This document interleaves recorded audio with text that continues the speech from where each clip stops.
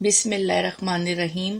السلام علیکم ناظرین و سامعین، آج میں آپ کو بدبخت بادشاہ نمرود کے بارے میں بتاؤں گی کہ دنیا کی تاریخ میں ایسے بہت سارے بدبخت بادشاہ اور فرعون گزرے ہیں جن کو ان کی دولت اور بادشاہت کے نشے نے مغرور بنا دیا اور وہ خود کو خدا کہنے لگے اور خدائی کا جھوٹا دعویٰ کر بیٹھے۔ خدائی کا دعویٰ کرنے والے بدبختوں میں سے ایک نام نمرود کا بھی ہے۔ نمرود بابل شہر کا بادشاہ تھا جس نے خدائی دعویٰ کیا تھا۔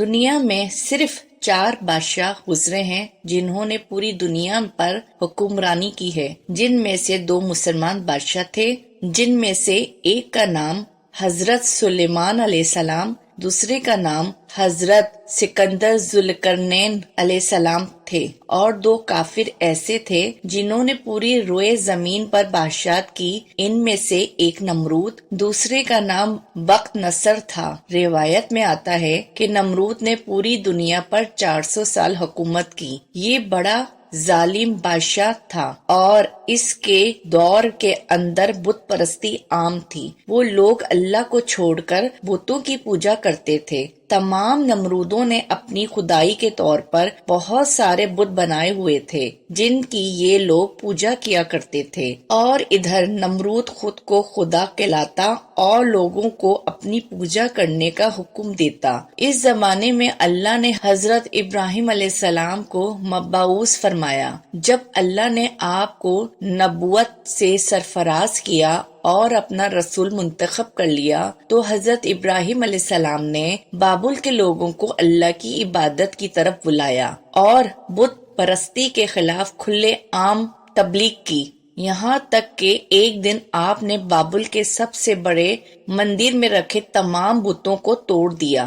نمرودی جب اپنی عبادت خانے میں واپس آئے تو انہوں نے اپنے تمام خداؤں کو ٹوٹا ہوا دیکھا۔ نمرودی جانتے تھے کہ حضرت ابراہیم علیہ السلام ہی وہ واحد شخص ہیں جو بتوں کے خلاف باتیں کرتے ہیں اور بتوں کے بجائے خدا کی عبادت کرنے کا حکم دیتے ہیں، لہٰذا وہ سمجھ گئے تھے یہ کام حضرت ابراہیم علیہ السلام کا ہے۔ حضرت ابراہیم علیہ السلام کو نمرود کے سامنے پیش کیا گیا۔ حضرت ابراہیم علیہ السلام نے فرمایا، میرا خدا لوگوں کو زندگی اور موت دیتا ہے۔ نمرود نے کہا، میں بھی زندگی اور موت دے سکتا ہوں۔ نمرود نے جب اپنی اس بات کو ثابت کرنے کے لیے 2 قیدی لانے کا حکم دیا، ان میں سے ایک کو آزاد کر دیا اور دوسرے کو قتل کیا، اسے موت دی گئی۔ اسی موقع پر حضرت ابراہیم علیہ السلام نے فرمایا، میرا خدا سورج کو مشرق سے نکالتا ہے، اگر تم بھی خدا ہو تو سورج کو مغرب سے نکال کر دکھاؤ۔ حضرت ابراہیم علیہ السلام کی بات کا جواب نہ دے سکا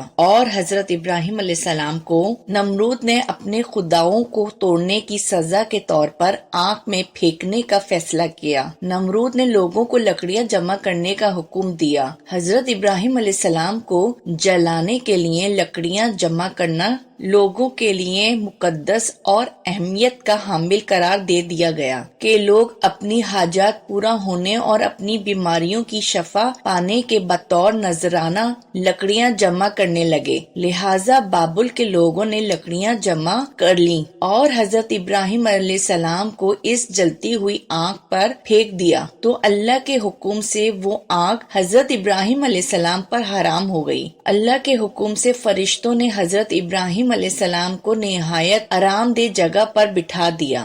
7 روز کے بعد نمرود نے سمجھا کہ آگ بجھ گئی ہوگی اور وہ اونچے محل پر چڑھ کر دیکھتا تھا۔ جب نمرود کو یقین ہو گیا کہ آگ حضرت ابراہیم علیہ السلام کا کچھ نہیں بگاڑ سکتی تو اس نے آپ کو آزاد کر دیا، مگر نمرود اور اہل بابل نے اس معجزے کے بعد بھی اللہ اور اس کے سچے پیغمبر پر ایمان نہ لایا۔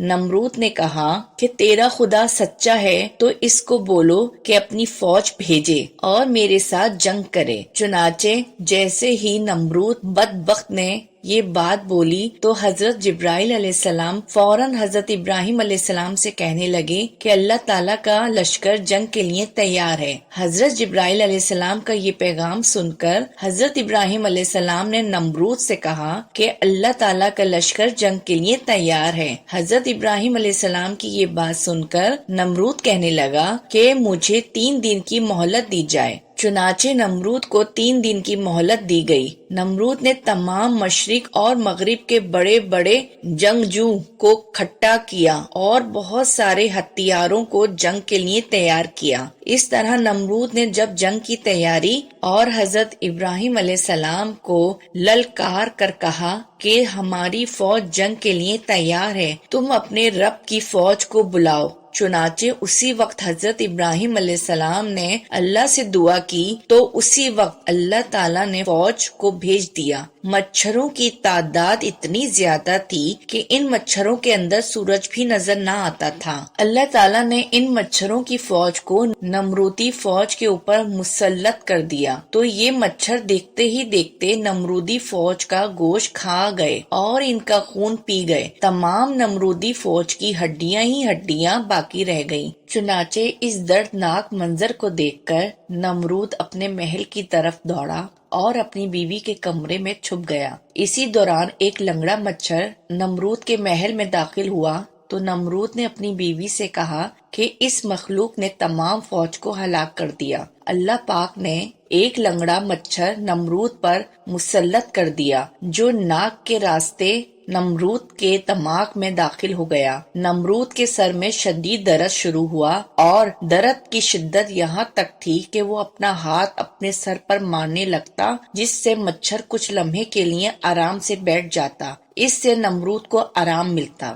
اس کے بعد جو بھی نمرود کے پاس آتا اس کے احترام میں ہاتھ کا بوسہ لینے کے بجائے اسے آرام و سکون دینے کے خاطر اس کے سر پر جوتے مارتے۔ روایت سے معلوم ہوتا ہے کہ نمرود کی یہ حالت 40 سال تک اللہ پاک کی طرف سے نمرود پر جاری رہی۔ اس کے بعد نمرود کی ہلاکت ہو گئی۔